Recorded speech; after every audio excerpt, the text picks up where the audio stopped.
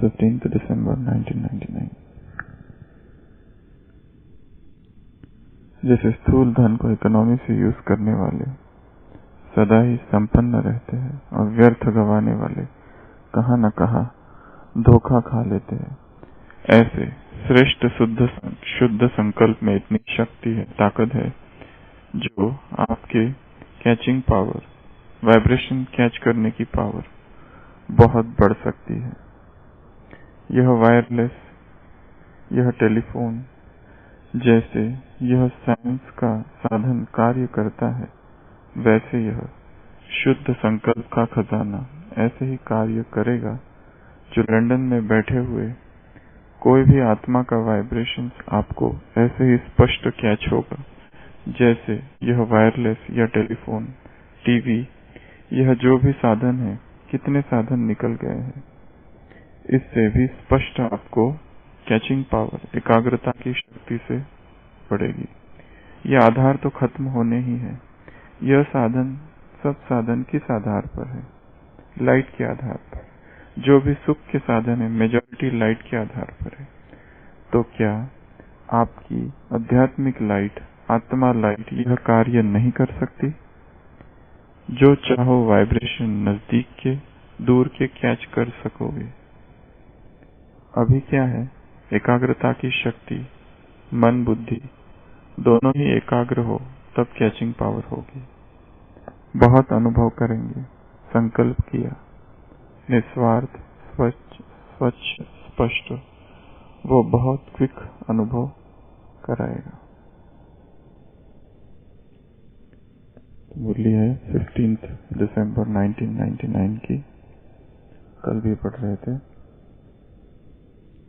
एकाग्रता की शक्ति।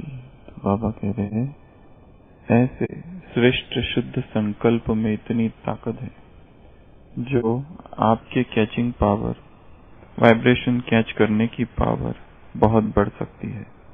यह वायरलेस, यह टेलीफोन जैसे यह साइंस का साधन कार्य करता है, वैसे यह शुद्ध संकल्प का खजाना ऐसे ही कार्य करेगा, जो लंदन में बैठे हुए कोई भी आत्मा का वाइब्रेशन आपको ऐसे ही स्पष्ट कैच होगा, जैसे यह वायरलेस या टेलीफोन, टीवी, यह जो भी साधन है, कितने साधन निकल गए हैं, इससे भी स्पष्ट आपकी कैचिंग पावर, एकाग्रता की शक्ति से बढ़ेगी।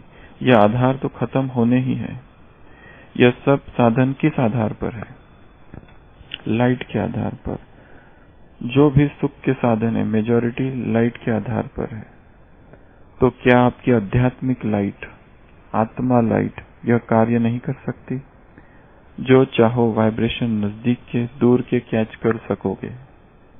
अभी क्या है? एकाग्रता की शक्ति, मन बुद्धि दोनों ही एकाग्र हो, तब कैचिंग पावर होगी। बहुत अनुभव करेंगे। संकल्प किया। कैसा संकल्प? अभी अभी चली है ये मुरली संडे को, 15 दिसंबर की 99 की। निस्वार्थ, स्वच्छ, स्पष्ट। निस्वार्थ, स्वच्छ और स्पष्ट, वो बहुत क्विक अनुभव कराएगा।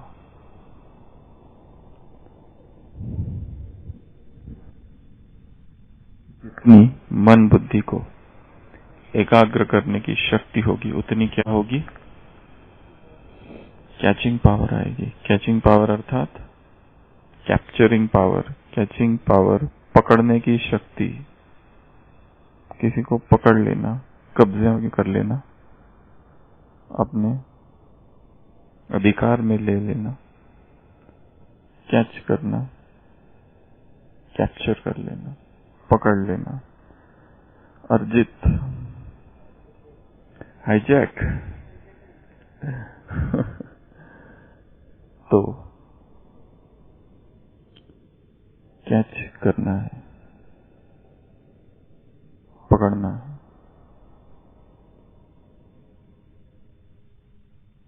किन बातों को पकड़ना है,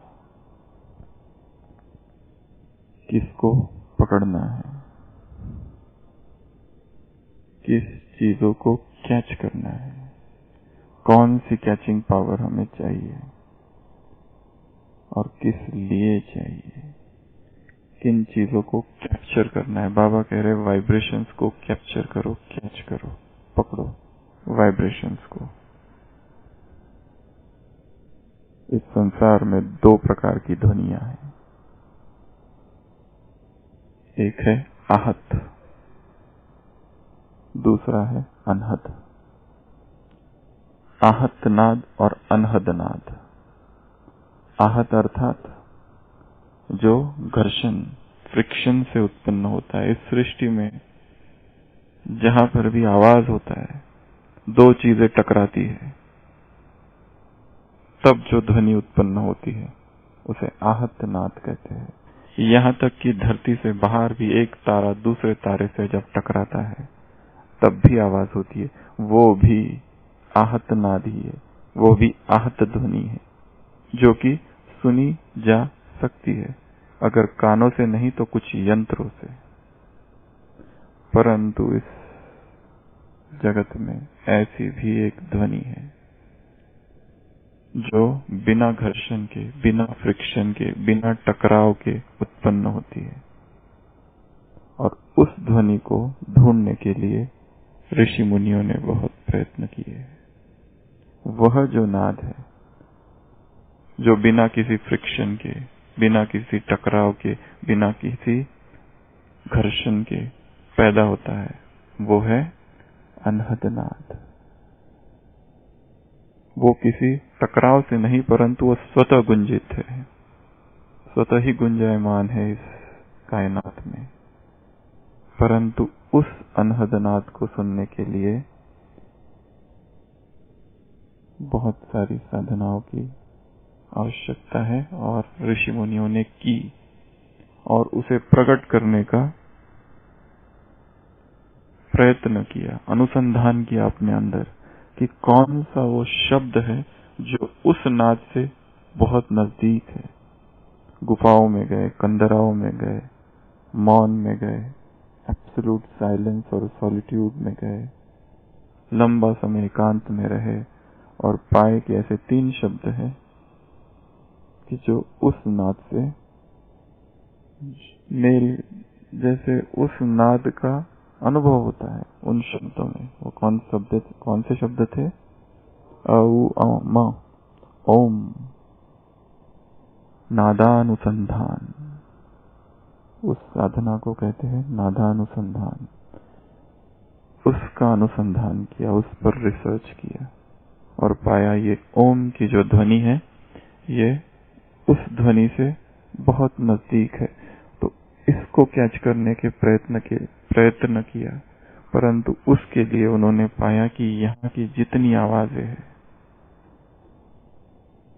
यहाँ तक कि प्रकृति की भी आवाज है, मनुष्य की तो आवाजें ही और उससे भी परे, परंतु प्रकृति की, चिड़िया की, झरनों की, आकाश की, तत्वों की जो भी आवाज है, जब व्यक्ति इन आवाजों से परे जाता है तब वह अनहद नाद पकड़ सकता है। और सृष्टि में जो भी नाद है, जो भी शब्द है, जो भी स्वर है, वो इसी सृष्टि में रहते हैं, कहीं जाते नहीं। अगर कोई चाहे तो उनको आज भी कैच कर सकता है।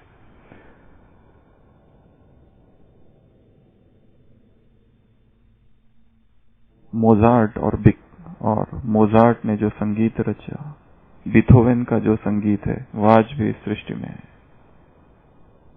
बीथोवेन और मोजार्ट सबसे ऊंची हस्तियां है संगीत में, जिन्होंने म्यूजिक की रचना की।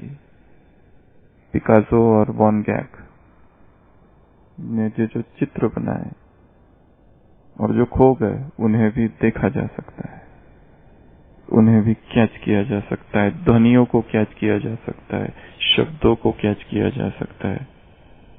सब कुछ यहाँ है सृष्टि में।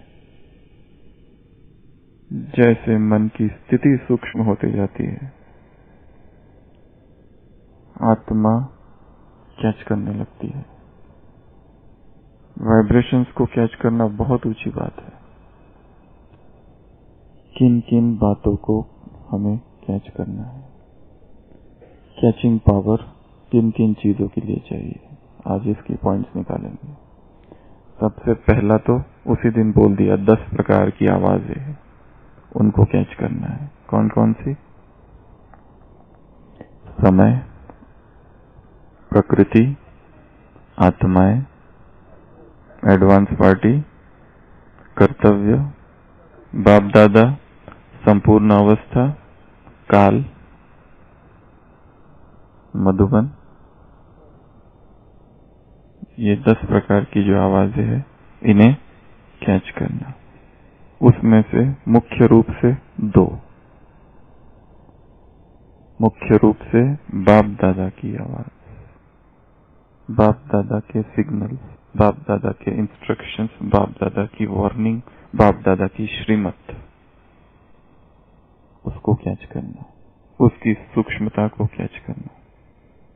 और दूसरा आत्माओं के thoughts, feelings, emotions, desires. Thought, feeling, emotions, desires. आत्माओं के क्या विचार है, क्या भाव है, क्या भावनाएं हैं, क्या इच्छाएं हैं, उनको कैच करना।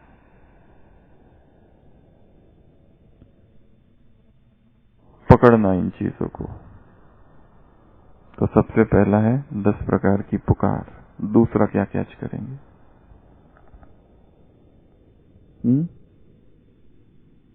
वाइब्रेशन तो सभी में आ गया। वाइब्रेशन ही कैच करने हर चीज की। 10 जो है सारी जो पॉइंट्स है वो सब वाइब्रेशंस को ही कैच करना है। पर कौन कौन सी बात है उसमें भी वो आ गया। आत्माओं के थॉट्स, फीलिंग्स, इमोशंस, 10 तो आ गए। पहला पॉइंट है 10 आवाजें, अभी 9 दूसरे बाकी है। किसको कैच करना है?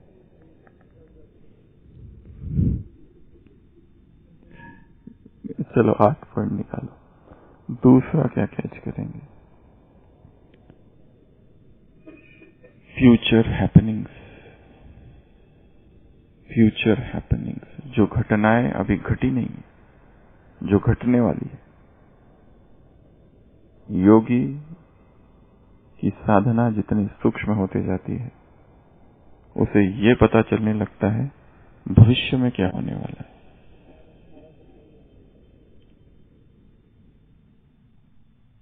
वो तो छोटी सी बातें है, बहुत बीमारी है।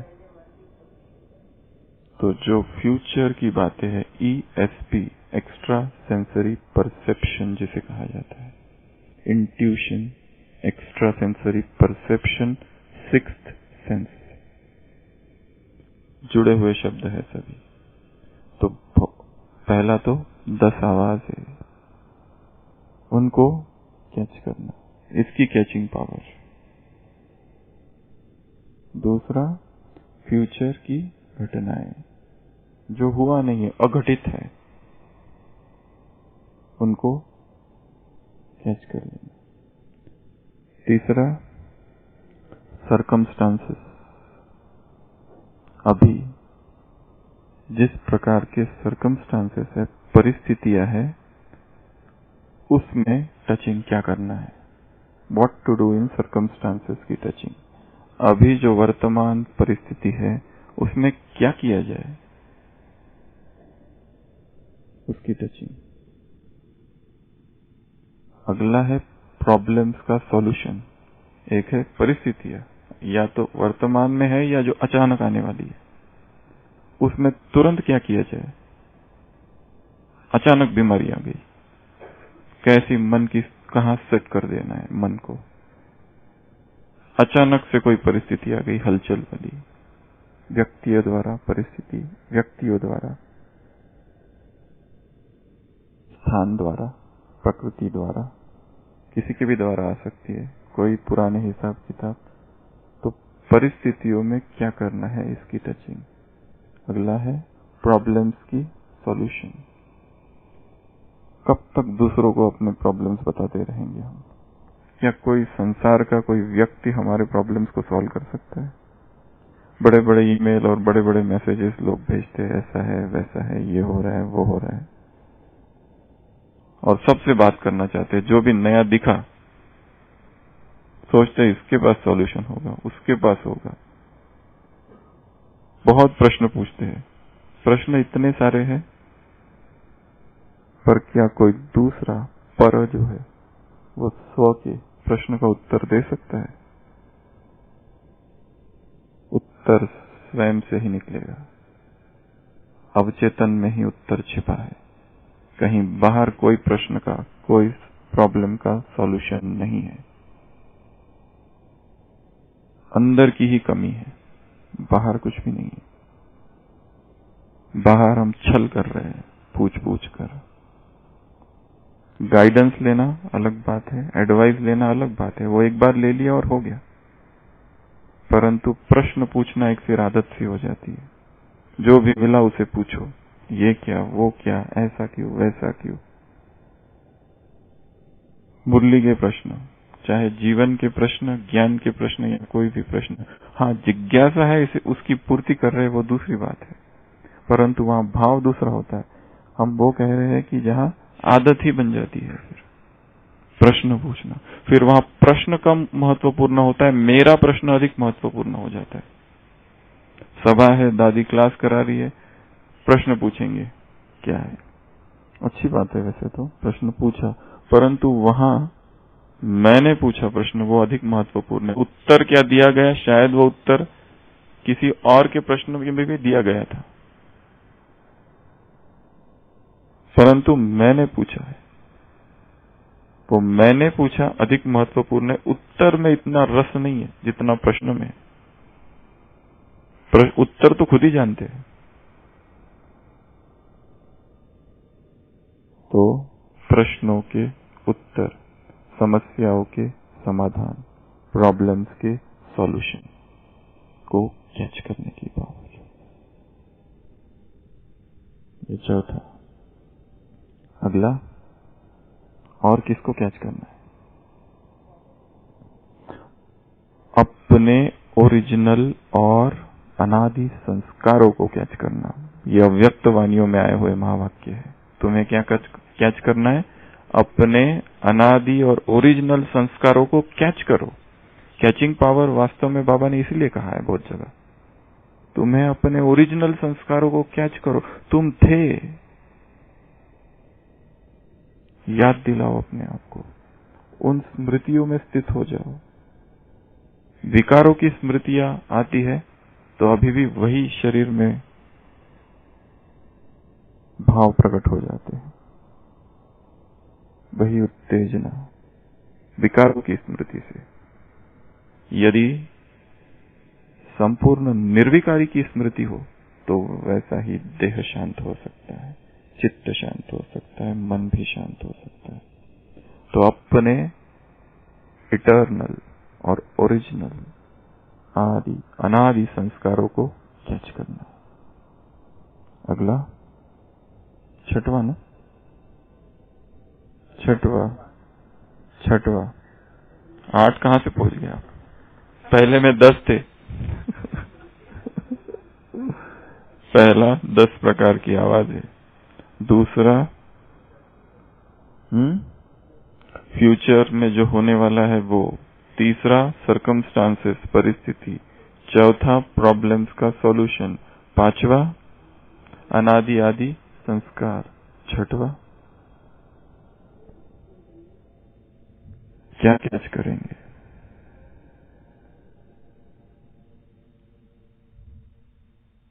पुराना संस्कार, ओरिजिनल अनादि संस्कार, वो हो गया।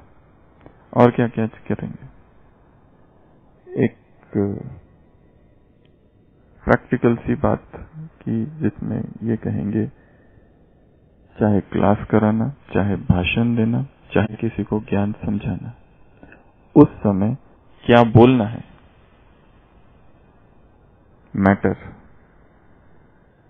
उसको कैच करना।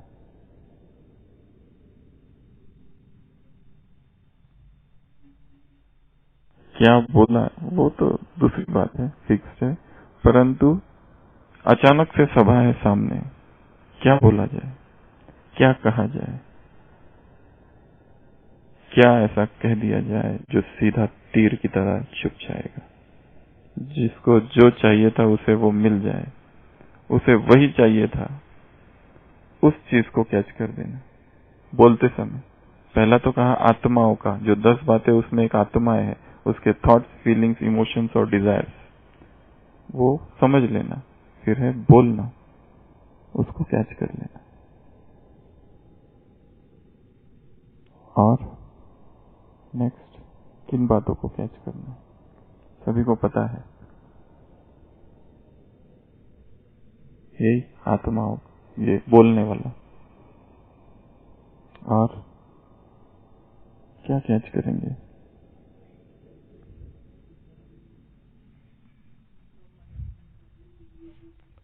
क्या कैच करेंगे?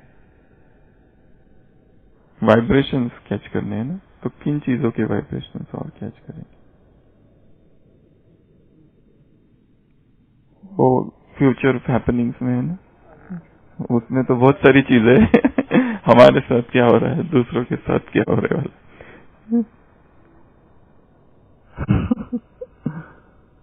अपनी मृत्यु का समय और स्थान, काल की आवाज। काल क्या कह रहा है? काल की आवाज है वो काल हमसे कुछ कह रहा है। यह है अपनी ही मृत्यु का समय, कारण, स्थान। योगी जो होते हैं वो पता चल जाता है उनको, हम जाने वाले हैं। संपूर्ण तैयारी कर लेते हैं, समेट लेते हैं, सब तरफ से अपने आप को समेट लेते हैं। Date, time, place. जरूरी नहीं है, जरूरी नहीं है। कभी किसके साथ क्या होगा हम बता नहीं सकते। अभी अभी फाइनेंस मिनिस्टर वो अहमद जी पार्लियामेंट में भाषण चल रहा था, हार्ट अटैक, हॉस्पिटल लेके गए, सीपीआर, वेंटिलेटर, 24 घंटे के अंदर हम शांति। अब्दुल कलाम। अचानक, एक होता है अचानक हो जाना, वो तो इसका मतलब तैयारी नहीं थी। किलियंस फोटोग्राफी है विदेश में, किलियंस फोटोग्राफी। उसमें बहुत सारे रिसर्च हुए थे। उसमें ये पता किया गया था कि मरने से 6 मास पहले ऑरा बदलता है शरीर का। यहां तक कि एक व्यक्ति का किलियंस फोटोग्राफी की गई तो देखा उसका एक हाथ जो है वो काला दिखाई दे रहा है, उसमें ज्यादा कलर उसमें थोड़े चेंज होते हुए दिखाई दे रहे। 6 महीने के बाद उसका एक्सीडेंट हुआ, वो हाथ कट गया। शरीर में ऑरा जो होते हैं, ऑरा पर बहुत सारी स्टडी हुई है। आभा मंडल, तो यंत्र है बहुत सारे जिससे कैच कर सकते हैं। तो मृत्यु के ऊपर भी इस तरह से स्टडी की गई। हाँ, वो भी पता कर लेते। तो ये है एक पॉइंट, अपनी मृत्यु का ही पता हो जाना। इस टाइम, इस जगह, इस कारण से जाने वाले हैं। पता चल जाए तो बोल भी सकते हैं, हॉस्पिटल मत लेके जाना, वो यातनाएं वो यातनाएं वहां के injections, lines, tubes, drains, ventilator, machines, injections, दवाइयां।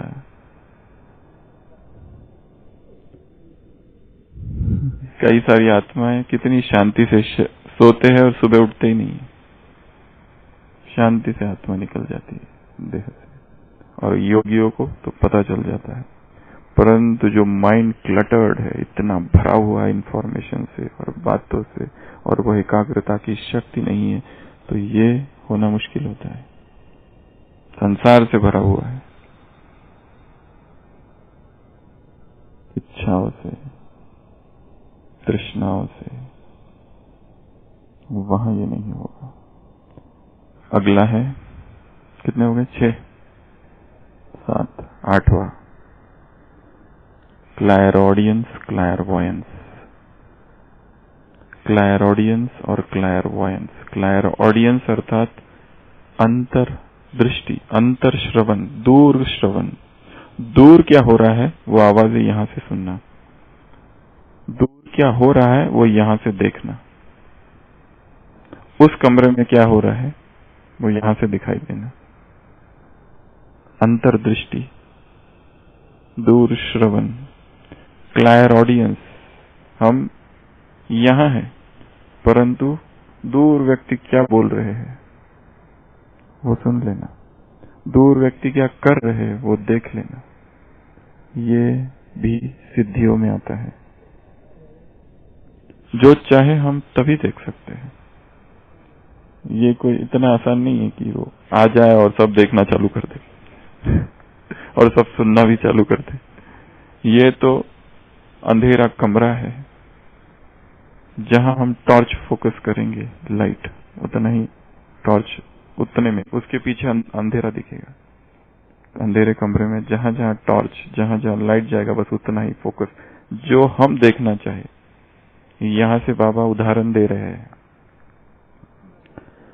जैसे यह वायरलेस टेलीविजन, टीवी, यह जो भी साधन है, कितने साधन निकले हुए हैं, ऐसा ही कार्य करेगा जैसे लंदन में बैठे हुए कोई भी आत्मा का वाइब्रेशंस आपको ऐसे ही स्पष्ट कैच होगा जैसे यह वायरलेस टेलीफोन।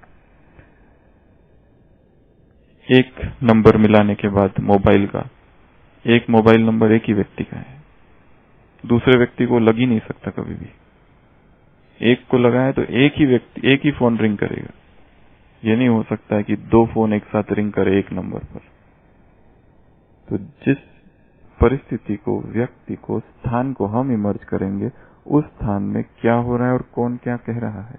जैसे संजय महाभारत में,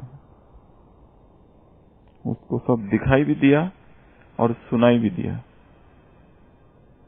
उस समय जगत में और भी कुछ हो रहा होगा, चलो ये तो कहानियां हैं, पर वो नहीं सुना उसने। दूसरी जगह क्या हो रहा है वो नहीं देखा। उसकी जो इच्छा थी, जहां उसको देखना था और सुनना था, वही सुना। तो क्लायर ऑडियंस और क्लायर वॉयंस, ये भी सिद्धियां है। 8 पॉइंट्स है। इनको क्या करना है? कैप्चर, पकड़ना, शिकंजे में लेना, कब्जे में लेना।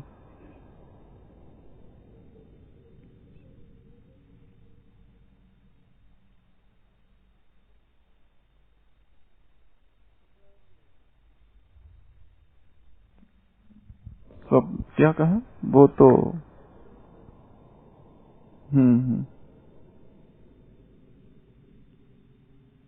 उसमें क्या, वो किस में आता है? साइंस तो ऐसा नहीं कहता है। साइंस कहता है vibrations, mind to mind communication. एक विचार, सारे जो माइंड्स है एक माइंड से जुड़े हुए, एक यूनिवर्सल माइंड है। साइकोलॉजी कहती है पैरासाइकोलॉजी, या उसको सूडो साइंस कहते हैं। पैरासाइकोलॉजी साइंस तो मानता ही नहीं है, उसे सूडो साइंस कहा जाता है। परा मनोविज्ञान, मेटाफिजिक्स, वो कहता है कि सारे माइंड्स जो है जुड़े हुए हैं और एक यूनिवर्सल माइंड है। सारी ध्वनियां जुड़ी हुई है, एक ब्रह्मांडीय ध्वनि है। अगर व्यक्ति देह के भान से थोड़ा ऊपर उठ जाए तो उस अनहद नाद को, उस ध्वनियों को, दूसरे मन के विचारों को, भावों को पकड़ सकता है। और हम, बाबा कहते हैं, अंतवाहक शरीर द्वारा आत्माओं तक जाओ, सुनो, मदद करो। फरिश्ता गए, मदद की, वापस आ गए। आसमान में चारों ओर फरिश्ते होंगे। ये फरिश्ता कोई इस तरह का व्यक्ति नहीं है, वो वाइब्रेशंस का ही बना हुआ शरीर है। संकल्प और उसके जो वाइब्रेशंस है वो सूक्ष्म शरीर है। सूक्ष्म शरीर जैसा लाइट का है वैसा तो नहीं है ना कुछ, वो तो दिखाने के लिए चित्र है। परंतु हमारे जो संकल्प है, उसका जो ऑरा है, उसकी जो प्रकाश है, वो इस तरह तो प्रकाश नहीं होगा जैसे इस लाइट का है। वही सूक्ष्म शरीर है, एस्ट्रल बॉडी है। एस्ट्रल बॉडी से इधर उधर जाना, उसके ऊपर रिसर्च हुई, एस्ट्रल प्रोजेक्शंस जिसको कहा जाता है। एस्ट्रल प्रोजेक्शंस, एस्ट्रल प्रोजेक्शन से जगह जगह पर जाकर चीजें करना और आ जाना। तो वो जो है वो कैचिंग पावर तो नहीं कहेंगे, उसमें तो हम ट्रैवल कर रहे हैं थॉट से, थॉट ट्रैवल, अपने विचारों से अलग अलग जगह जाना। एक तो संकल्प, एक है फरिश्ता स्वरूप। संकल्प से आत्माओं को टच करना है, दूसरा है फरिश्ता रूप धारण करके आत्माओं के पास जाना। इसमें भी विजुअलाइजेशन और वो सारी चीजें। डायरेक्ट फीलिंग आएगी, क्योंकि कहा कि सब मन जुड़े हुए हैं, जुड़े हुए हैं।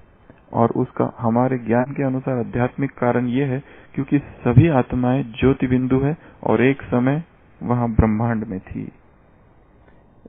सब एक ही फ्रीक्वेंसी से वाइब्रेट कर रही थी वहां पर, स्पिरिचुअल फ्रीक्वेंसीज।